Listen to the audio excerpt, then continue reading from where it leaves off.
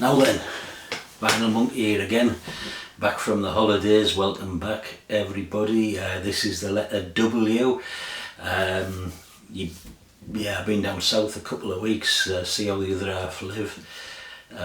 Far too well, some of them, but I'll maybe talk about that some other time, because I'm going to have to crack on tonight, but did manage to get a few new albums while I was out and about down there, some of them in the most unlikeliest of places, like a little gift shop in the quaint middle-classy seaside village of Walberswick, where some old hippie was had a box full of old vinyl. There was one or two in there, so yeah, it wasn't a bad holiday. So anyway, enough of that. I'm going to have to crack on because I've sneaked a couple of extras in, and I just couldn't whittle this W down. I mean, I've got so many albums beginning with W.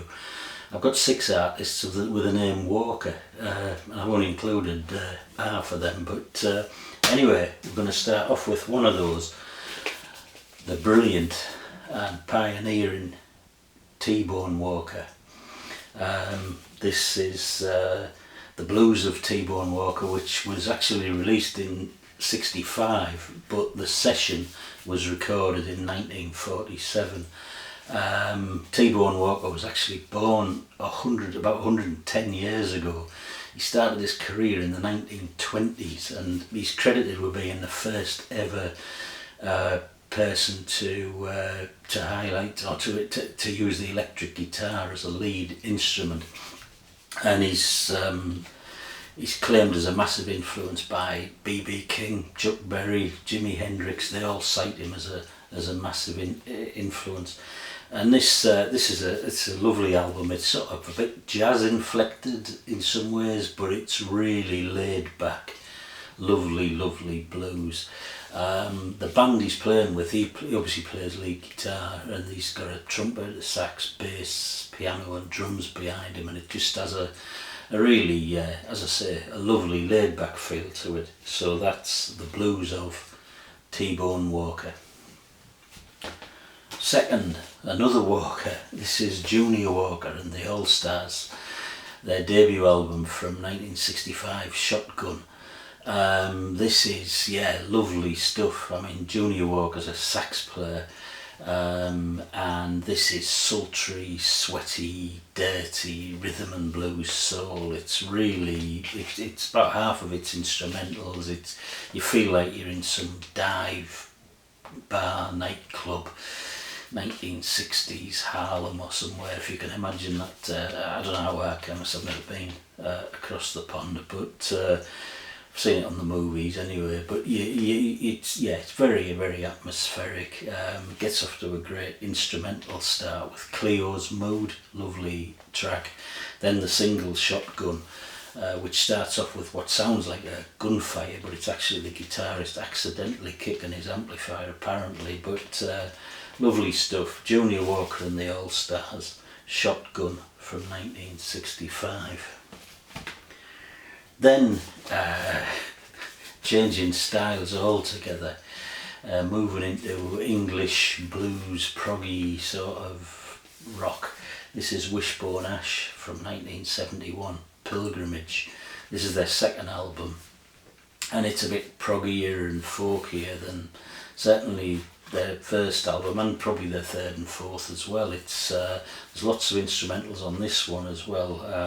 I love the first track, Vast Dis, which has a brilliant sort of jazzy bass and then drums intro, but then it gets into some sort of hocus pocus style gibberish singing, brilliant stuff. But this it also features that great classic rock riff, Jailbait, and the lovely dual guitar, Andy Powell and Ted Turner. And yeah, I don't know, why did I pick it? I could have picked any of the first 4 Wishbone Ash albums. They're all good albums, and maybe Argus gets credited with being the strongest, but I like this one. Maybe it's just the overall feel of it. It's a bit more laid back, but I also love the cover as well. It's a great cover. You can't see the colours there, but that's Wishbone Ash, Pilgrimage from 1971.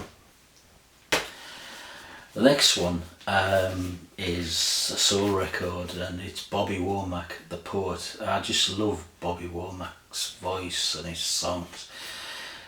Absolutely brilliant artist. This is his comeback album after pretty much almost going under in the late 70s. He's had a terrible traumatic personal life. Two of his sons died. I think he had a young baby who died, and that led him more into sort of drug abuse and one thing or other. His other son committed suicide tragically. His brother was stabbed to death by his girlfriend, and there's been lots of other personal traumas. But he's certainly he did have a life.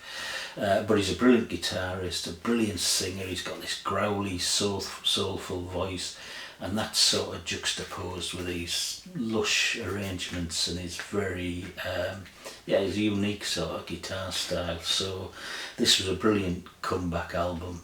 The Poet, Bobby Womack, 1981. The next one, and again, what a struggle I've had to pick an album from this artist, because I've got, I don't know how many, I've got, I don't know, 20 albums or so behind me there by Tom Waits, and I've had various ones of them out, but I've picked this one, which I had Swordfish Trombones from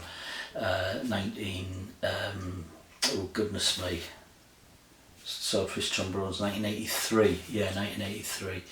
And I've picked this one out, I think it marks the sort of start of Tom Waits phase 2, where he moves from sort of piano and strings led, almost crooning, Louis Armstrong-esque sort of stuff, into a much more, I would call it Beefheartian sort of distorted blues stuff, much more original. Someone described it as a sort of junkyard orchestra, but lots of different percussion and weird instruments that I've never heard of before. And but this is it's a stunning album. It really stands the test of time. Brilliant songs where he creates these sort of weird characters and scenes. Frank's Wild Years is a great track. Soldier's Thing's a really sad song. Johnsburg, Illinois, a lovely love song. And I love Shore Leave, the letter from the sailor on shore leave. But lovely stuff. Tom Waits, Swordfish Trombones, 1983. The next one, very different again. This is the Waterboys from 1988, Fisherman's Blues. This is their fourth album. The first three were sort of big epic sounds. This is a much more folky, more traditional Irish Scots type folk. Mike Scott, the lead singer and main songwriter, he'd moved to Galway by the time of this LP, and it really tells, I think, that influenced the west coast of Ireland stuff. Some brilliant songs on here. Fisherman's Blues itself, another one on my funeral list. Strange Boat, a brilliant cover of Van Morrison's Sweet Thing, and a bang on the ear. Has anybody here seen Hank, a tribute to Hank Williams? But for me, they're all topped by the last track on the album. I think I'm a real sucker for poetry put to music, but they do a version of W.B. Yeats's A Stolen Child with the help of a Gaelic Irish singer-musician Thomas McEwen, and it's just absolutely beautiful. I can listen to it over and over again. It's slightly unnerving, it's disturbing, where the fairies, the mythological fairies, are trying to lure a child from a world more full of weeping than you can understand. Yeah, moving, beautiful stuff. That's The Stolen Child, last track on the Waterboys, Fisherman's Blues, 1988. Talking about disturbing, I'm going to talk about Scott Walker's 1995 album, Tilt. I mean, I could have talked about Scott Walker's stuff, his poppy stuff, which was brilliant with the Walker brothers, or I could have talked about his next phase, he's got 1, 2, 3 and 4 albums where he collaborated with Jacques Brel and explored sort of more European sort of arty, theatrical sort of traditions, wrote some brilliant songs himself in that period. But no, I'm going to talk about 1995 and Tilt, and this is, I don't know how to categorise this, it is like nothing else. What is it? Avant-garde, industrial, classical, operatic? I don't know how to describe it really. It's bleak, it's trance-like, it is certainly disturbing, it's nightmarish, it's dystopian, it's dark, it's very, very difficult. But it's compulsive listening. I can really get lost in this, particularly in a darkened room with the lights off and turned up loud. But try the first track, Farmer in the City. Obviously I haven't mentioned Scott Walker's voice, which is, it just blows your mind. It's unique, it's one of the voices of pop, rock, modern music. But give it a go. Tilt from 1995.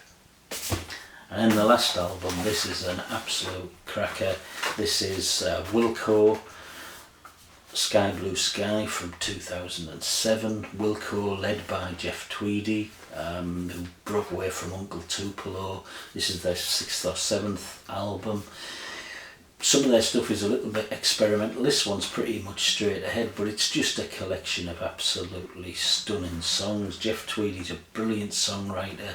By this time they'd got the avant-garde guitarist Nels Cline in the band, and they'd expanded the band with 1 or 2 of the members, so it's a really full sound. I talked about the dual lead guitars on Wishbone Ash. Well, listen to the dual lead guitars on Impossible Germany, the 3rd track on this album, where Nels Cline and Jeff Tweedy combined. Absolutely stunning. Watch it on YouTube if you can. But the first, all the tracks on here are great. But listen to the first 3. Either Way, You Are My Face, or Impossible Germany. Beautiful stuff. Wilco, Sky Blue Sky from 2007. So, a quick run through the letter W. Sorry that I said I'd get a handful. I've sneaked in a couple of 2 or 3 extras there. But next week I won't have the same problem with the letter X. Cheers. Bye.